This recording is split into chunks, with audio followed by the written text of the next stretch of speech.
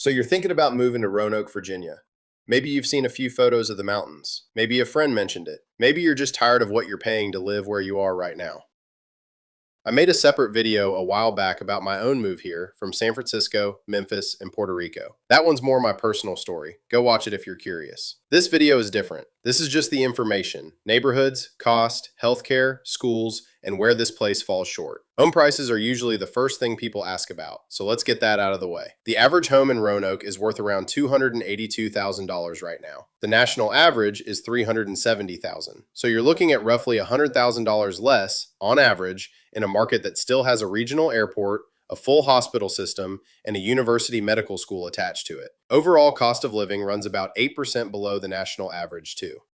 Neighborhoods matter more here than people expect, because Roanoke isn't one big generic suburb. It's a handful of pretty distinct areas. South Roanoke is older, established, walkable, close to the hospital and Mill Mountain, and a lot of families end up there long term. Old Southwest sits even closer to downtown, full of Victorian and craftsman homes with real character, and it draws young professionals and retirees who want a house with some history instead of a floor plan you've seen 100 times. Grandin Village, Raleigh Court, and Wasena basically function as one walkable area, so I'll talk about them together. Grandin Village is the commercial center, a restored 1930s theater, a farmer's market, coffee shops, all within a few blocks. Raleigh Court and Wasena wrap around it with the same era of homes: four squares and bungalows from the 1920s. And you can walk from one into the next without really noticing you crossed a line. It's popular with families and young professionals who want walkability without living downtown. Then there's North Roanoke, which isn't the new construction area some guides make it out to be. It's a more affordable, established part of the city with a real mix of home ages, closer to Hollins and the Valley View Mall corridor. And Southwest County is where you go for space. Bigger lots, more updated builds, still a short drive from everything. There's no single right answer between these. It depends on what you want your day-to-day to look like.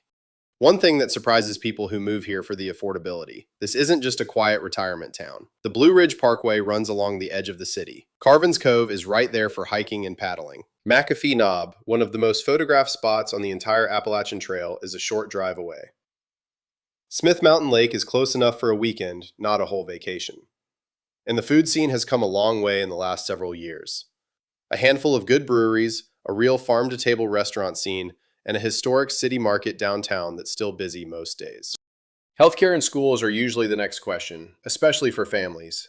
Carilion Clinic anchors the region, and it's connected to the Virginia Tech Carilion School of Medicine, so specialists aren't a 2-hour drive away.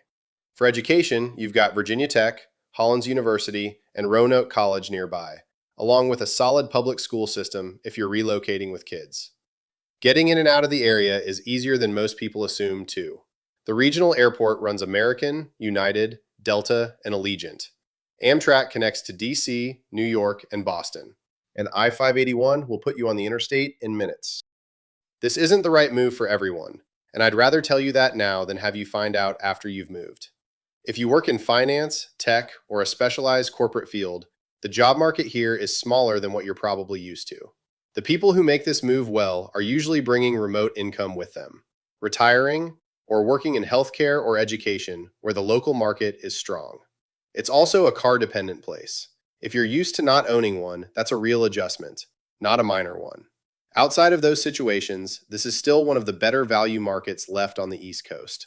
If you're seriously looking at this move, don't base the decision on one YouTube video. I put together a free relocation guide that goes deeper into neighborhoods, schools, and cost comparisons. Based on where you're moving from, links in the description.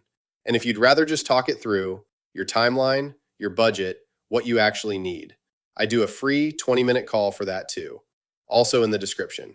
Either way, get the specifics before you commit to a place you've only seen in photos.